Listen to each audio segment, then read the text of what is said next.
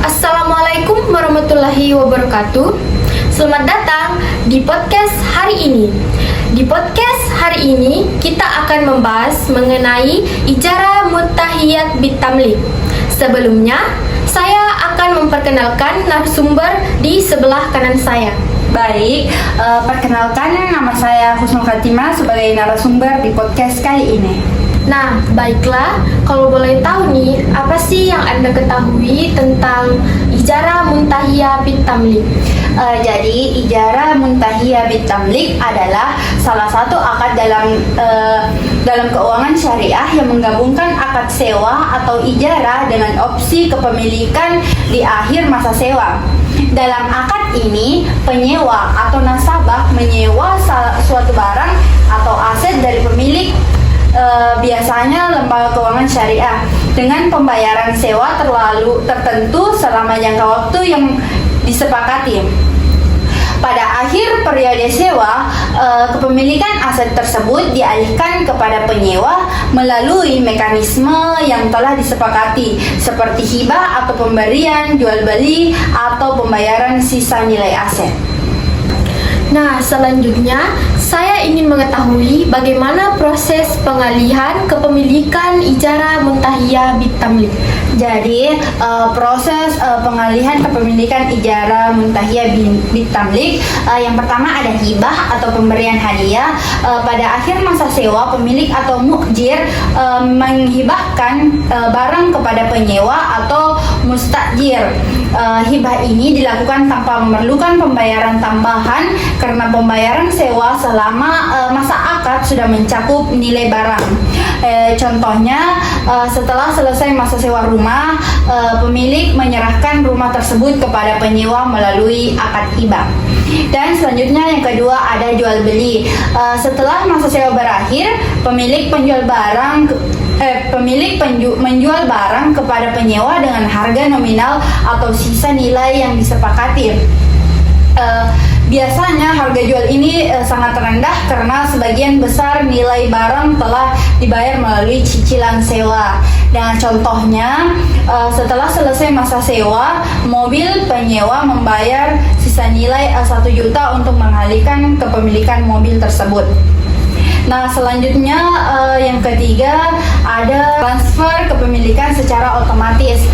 Dalam beberapa kasus, kepemilikan barang secara otomatis beralih kepada penyewa. Setelah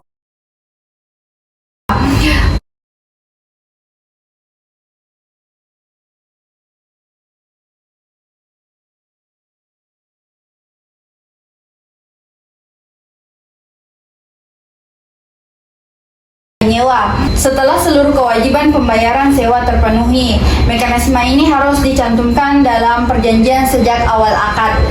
Contohnya, setelah cicilan sewa mesin selesai, mesin tersebut otomatis menjadi milik penyewa. Baik, terima kasih. Wah, menarik juga ya. Kalau boleh tahu, apa sih syarat-syarat dalam konsep Ijarah Muntahiyah Bitamlik?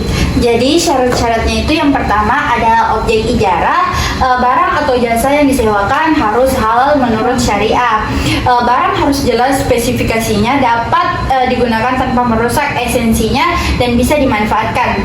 Barang tetap menjadi milik pemberi sewa atau lesor selama masa sewa berlangsung.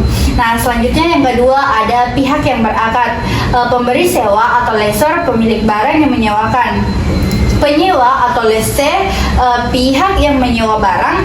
Kedua pihak harus memiliki kapasitas hukum dan tidak ada unsur paksaan. Dan yang ketiga ada harga sewa. Harga sewa harus disepakati di awal-awal. Pembayaran sewa dapat dilakukan secara berkala atau sekaligus sesuai kesepakatan. Tidak boleh ada unsur riba, gharar atau ketidakpastian atau penipuan. Nah, selanjutnya yang keempat ada durasi sewa. Jangka waktu sewa harus jelas dan disepakati oleh kedua belah pihak. Selama masa sewa, barang tetap menjadi milik pemberi sewa. Selanjutnya yang kelima, pemindahan kepemilikan. Pemindahan kepemilikan dilakukan di akhir masa sewa melalui salah satu mekanisme berikut. Yang pertama, hibah, barang diberikan secara cuma-cuma kepada penyewa. Yang kedua, penyewa membeli barang dengan harga yang disepakati. Selanjutnya yang keenam ada akad yang terpisah. Akad ijarah atau sewa dan akad pemindahan kepemilikan harus dibuat terpisah agar tidak terjadi gharar. Pemindahan kepemilikan tidak boleh disyaratkan dalam akad ijarah, tetapi dijanjikan sebagai opsi di akhir masa sewa. Nah, selanjutnya yang ketujuh ada pemeliharaan barang. Tanggung jawab pemeliharaan barang kerusakan karena pemakaian normal menjadi tanggung jawab penyewa. Kerusakan akibat faktor eksternal atau di luar kendali menjadi tanggung jawab pemberi sewa. Dan yang kedelapan atau yang terakhir, kesesuaian dengan prinsip syariat. Tidak boleh mengandung unsur riba, gharar, atau maisir. Akad harus dilakukan secara transparan, adil, dan dengan kerelaan kedua belah pihak.